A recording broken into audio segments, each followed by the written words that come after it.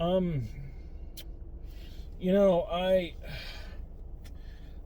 try not to be biased. I really do. I really try. You might not believe that. With the steady stream of negative reviews that I give to DC movies. Believe it or not, I'm not trying to be biased. I admit that there is a bias there. I much prefer Marvel to DC in just about all things. But believe it or not, I'm trying, and with each new release, I am trying so hard to not give in to the bias. Now, I'm going to admit, when I saw Batman v Superman Dawn of Justice, or Justice League, or, Suicide Squad, I will admit to a certain amount of schadenfreude at watching just how bad those movies were. A certain amount, not all of it, because at the same time, you're still watching characters that you like, getting bent over the table. But there was that kind of, ha ha ha, Marvel's better. You watch Batman v Superman, then you watch Civil War, and you're just like, ha ha ha, Marvel's fucking better. And you watch Justice League, then you watch any of the Avengers movies, even Age of Ultron, you're like, ha ha ha, Marvel's better. So I admit, there's that certain amount of, maybe it's because I've so often been on the losing side of history. I used to watch WCW and TNA wrestling, and had to listen to people bitch about them even now, so it always feels good when you feel like you're on the winning side for once. But I gotta tell you, as the films have gone on, I have tried harder and harder to kind of loosen up a little bit and not go in with a bias, because I want to like these films, and honestly, because criticizing them is getting boring. I don't know how many more ways you can say the same thing. And believe it or not, what makes this even more heartbreaking for me, what I'm about to do, is that, believe it or not, I was actually looking forward to this movie. Now, I am on the record multiple times as not being the biggest fan of the original Wonder Woman, of the first movie. I thought it was okay, but I didn't think it was great. I think a lot of the problems the DC cinematic universe has had were very present in it. I mentioned the acting and all this, so I wasn't the biggest fan. And I was not excited when I heard about this one because, but then I started hearing the reviews, and I was trying to avoid reviews as much as possible, but, it's kind of hard when you go this long, when something's been out this long, and you wait so long to see it. Because the reviews are coming out and saying things like, it was a hot mess. That was the phrase I've heard a lot of internet critics use. It's a hot mess. And I kind of got excited, because hot messes can be really fucking fun. I think about Aquaman. Aquaman was a hot mess. Aquaman was a hot fucking mess. And it was not a good movie. But I can tell you this, it was entertaining. I didn't like Aquaman, but I was never bored by Aquaman. So I was kind of getting excited. I just reviewed a film that is like balls to the wall, nuts and illogical and shit, and I had a blast. So I was thinking, okay, maybe if they really went for broke and this thing is just batshit insane, I'm going to like it. It might not be a great movie, but it doesn't have to be a great movie for you to enjoy it. So I was looking forward to this. And I sat down with my girlfriend, and we sat through the 2.5 hour slog that was this picture. And by the end, I literally was dreading coming out here and doing this. Not because I've missed I haven't missed this. I've missed my reviews, and I'm glad to be back. But because I was just going to have to make the same points. Not only that every other critic in the world has made, but that I have made. And there comes a time when you're just so tired of being right. I'm quoting I'm quoting Jeff Goldblum here. Boy, do I hate being right all the time. All right, so let's talk about that. We're going to try to keep this concise. I'm going to try to avoid like things that are aesthetic choices or, you know, whatnot. Okay, the idea to set it in the 1980s is clearly an attempt to wash away the drab color palette and the very depressing Zack Snyder aesthetic that has kind of plagued all these films and was very present in the original Wonder Woman. You know, trying to get it more brightly colorful, trying to get it more, more energetic. You know, you can tell this film is really trying to ape the style of, like, Guardians of the Galaxy. Or, you know, it's trying to do what Captain Marvel did with the 90s with the 80s. And, okay, I can respect that. I'm not going to complain too much about the obnoxious opening where they do that thing that all period movies do, where they try to convince you that all of the decade happened all at the same time, or that everybody from the decade dressed in the most cliche ways possible. I'm not going to get into shit like that. I'm going to try to avoid, the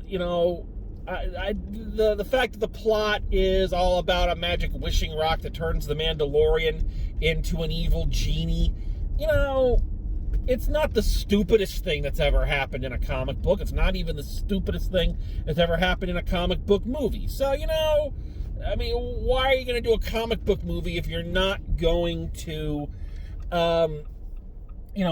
use some of the more absurd elements of the genre? That's why it's a comic book. So I don't really care about shit like that. What I want to just focus on is what is it about this movie that makes it fail so completely. Because I think there are a couple of key things that really make this story and this film fail. Since we talked about the magic wishing rock, let's talk about the story. Now, the MacGuffin and everything is not bad, and the basic premise of the whole, the age-old thing of be careful what you wish for, everything's got its price, and whatnot. Okay, that's not the most original thing to hang your sequel on, but, it's something. You can work with that. And I could see where it would bring about some interesting story ideas, especially since the whole thing about, the whole reason we get Chris Pine back, because she wished it, and, and then it cost her something, and then, so I can see where their minds were going. So it's not the MacGuffin or the premise of the story that I have a problem with. It's the fact that there are absolutely no stakes. This movie meanders around from point to point and just kind of moving vaguely in a direction. There's just a lot of nothing in this movie. As I said, Aquaman was many things, but it was never boring. This movie is fucking boring. It is fucking boring. It is a 2.5-hour movie. 2.5 hours, I remind you, based off a comic book. And this isn't like based off one of the big epic story arcs, kind of like Infinity War was, or even like the original Justice League film was going to be based off of. This is like a simple standalone tale that you took 2.5 hours to tell, and nothing fucking happened.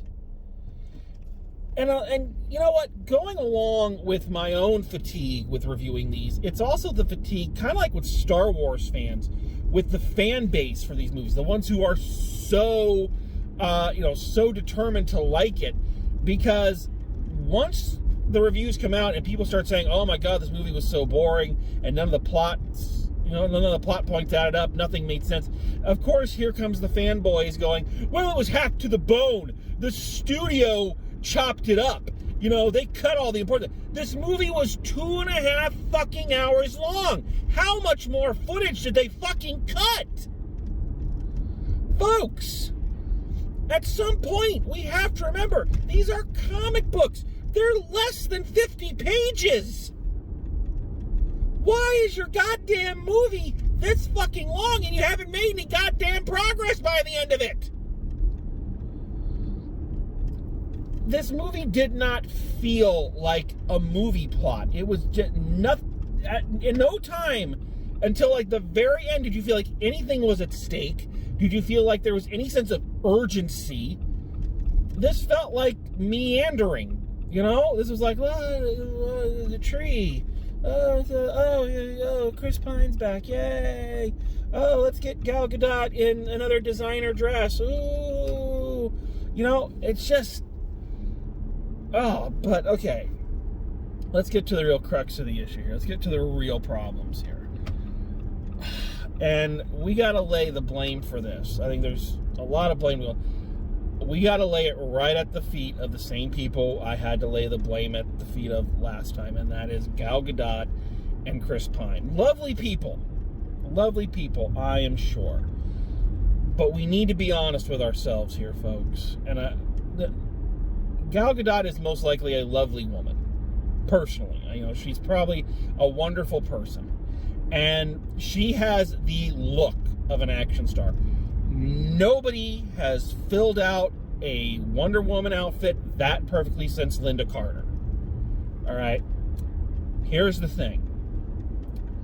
Linda Carter had personality. Linda Carter had charisma. And I see none of that from Gal Gadot. She looks fantastic. And she carries off the action scenes very well. She works great in the action scenes. But there is nothing there to get engaged with. She is a blank slate. I've called her and Chris Pine this before, and I'm going to have to dust it off again. They are charisma vacuums. And I don't understand why. And you know, you could maybe make the partial excuse that it's the material. And I'll come back to the material here in a second. But I have now seen Gal Gadot in a number of films. I've seen her in all the Wonder Woman films. I've seen her in Justice League. I saw her in that crappy thing about the spies living in the neighborhood. That was during the first year I did Drive Home Reviews, I think. You know, the Spies Next Door or some sort, or Keeping Up with the Johnsons. I forget what the name of it was. That's how good it was. And I saw her in that crazy-ass Michael Keaton film, Criminal. So I've seen her in a number of things. And it ain't getting better, folks. She's not a bad actor. I'm not saying she's a bad actor. I'm just saying she isn't pulling off any kind of character or any kind of charisma. It doesn't help. Now, let's be fair here. I want to be fair to her and say it doesn't help that the script clearly doesn't have any kind of characterization for Diana. Diana has no personality. None. Going back to the runtime, you are powerfully aware as you watch this movie that there are huge stretches of time where there's very little Wonder Womaning in this Wonder Woman movie. Now, when you look at some of the other films in the genre, let's take for example the Iron Man movies. There is extensive stretches of time where there's no Iron Manning going on, or even in like the Spider-Man films, there's extensive stretches where there's no Spider-Manning going on. But we don't seem to mind that. Why? Because we have fun characters, actual characters with personality traits, personality flaws, and other characters that they can interact off of. We like the Iron Man movies because of Robert Downey Jr. and his character Tony Stark. And we don't mind when he's not Iron Manning because we get to hang out with Tony Stark. Here, when there's no Wonder Woman, we're hanging out with a dull, emotionless character who doesn't seem to want anything. Here's Gal Gadot's character that she had to work with. Wear beautiful clothes, strut around looking statuesque, and be the den mother. She is the annoying buzzkill. Every other character in the film is acting like a 2-year-old, and she's the one going, no, stop that. That's not right. So the character they gave her is the fucking kid in high school that when the teacher leaves the room keeps tabs on who all's not doing their homework. That's the character that is our lead for this Wonder Woman movie.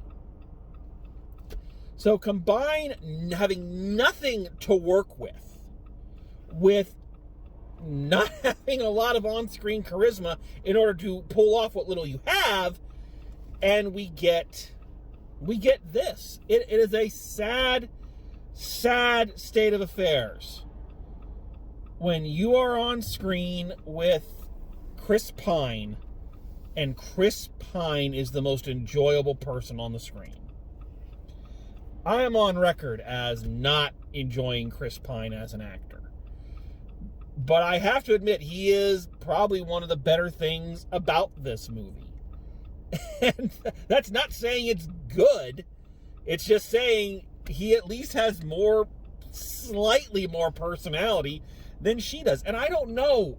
These two people do not have any chemistry together. There's nothing there. I said this in the first movie. There's no chemistry. And that non-chemistry is on display again, which is even worse this time, since the whole thing about him coming back to the dead is the closest thing to a driving force that she has. So we're hanging her entire emotional arc, quote unquote, on this relationship that, I'd rather watch a sponge and another sponge. It just doesn't work. And I gotta mention this. I'm gonna use different vocabulary because I used some immature vocabulary when I was watching it, and I do apologize for that.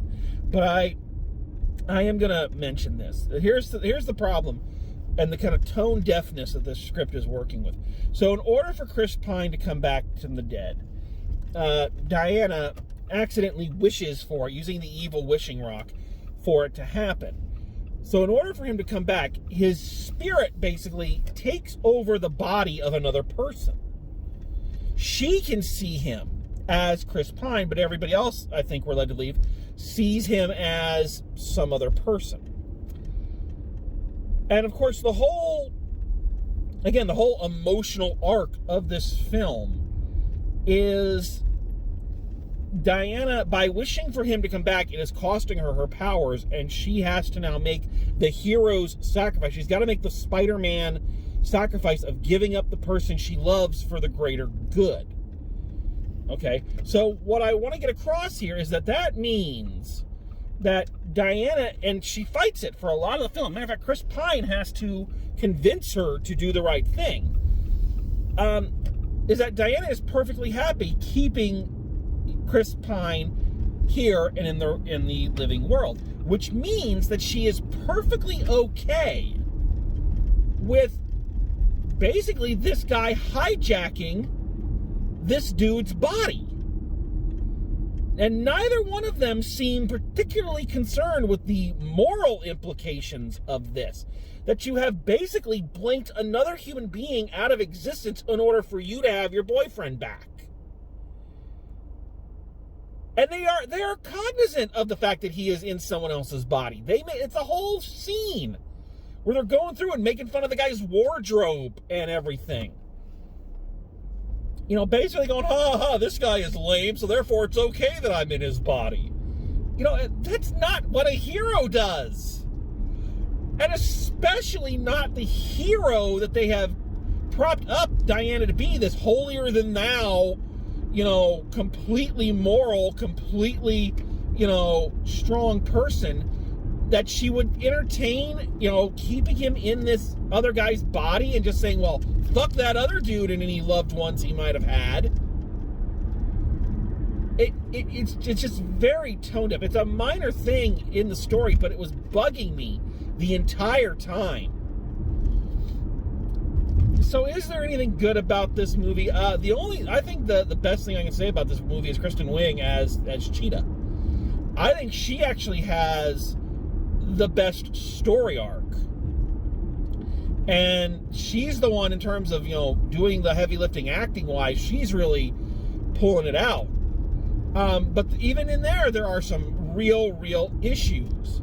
So, Kristen Wiig plays Edward Nygma.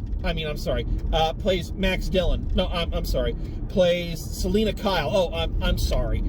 They've done the sycophantic, bookish nerd that suddenly becomes a supervillain so many times in these movies, I got confused which one she was playing. So she plays a bookish nerd that nobody notices, and she becomes enamored with Diana and wants to be like Diana, and that's her wish, and it makes her super strong and evil and blah, blah, blah. Here's the fucking problem.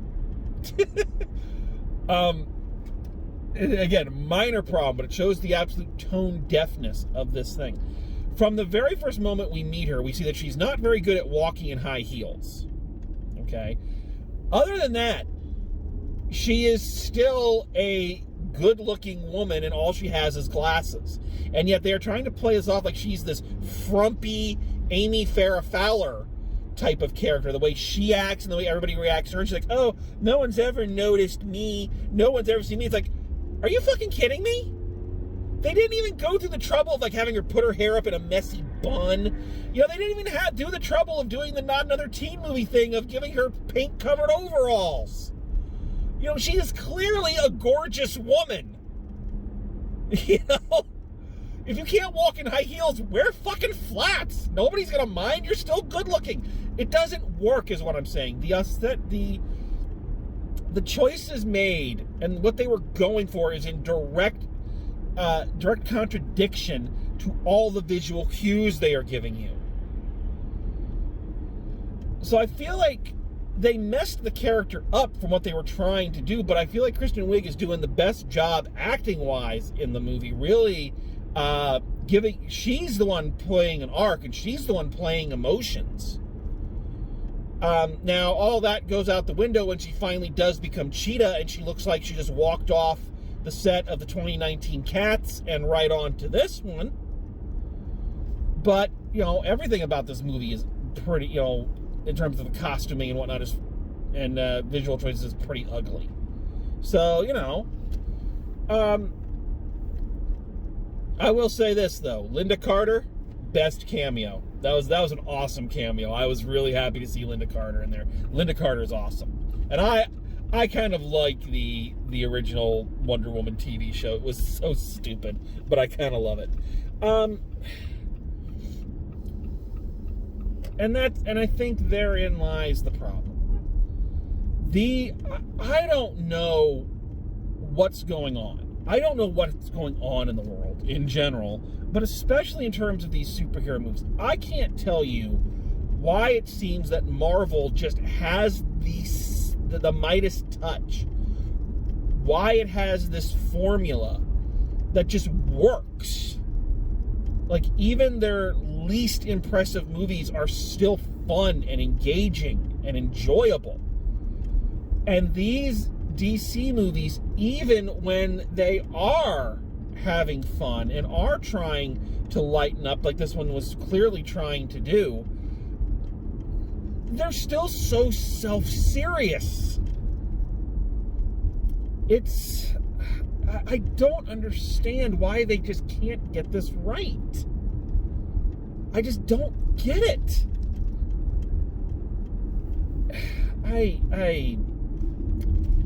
The only other thing I can say about this movie is just illustrating the laziness of the screenwriting. Wonder Woman swoops down and saves a child from danger no less than 3 fucking times in this movie. The thing that you would normally do once, she does it 3 fucking times. One time, literally, just a few seconds after doing it the first time. I don't know why they kept going back to this well, but they love doing it. So there you are. I just don't know anymore. I just don't know anymore with these DC movies. I just can't. They just drain me. They just drain me so much. They're either obnoxious or they're drab. I just can't. So let's wrap this up. Let's just do this, because I have to go try to forget this movie. I got to go watch Captain Marvel again, which is, So final grade for Wonder Woman 1984. I'm going a D. Or D. I got to remember how to do this. I'm just going to do this. I'm going a D. I know that's not the right sign language. I'm sorry. Pure D on this one. Overlong. None of the plot threads hang together. Terrible acting. Terrible writing. No characterization. It saves itself from the dreaded F-bomb because Kristen Wiig is good. And some of the action scenes are really good. Now, it loses points because most of those action scenes, high points, we already saw in the trailer. So it's not like there is anything new to see, but they at least look good. You also had no emotional attachment to anything that was going on in them. But, at least they were staged good, and Gal Gadot does look good in action scenes. You got to give her that. She carries off action scenes very well. But other than that, there's no reason, folks. There's just no reason. It's not even bad in an entertaining way. It's just a slog. So there you go. That's my 2 cents. All right. We went from being really up to really down. Isn't that always the way? But I love being back behind the wheel. Love being back in the reviewing chair. And we're looking to bring you more as the year goes on. So I hope you'll stick with us. So thanks for joining me. And as always, drive safe.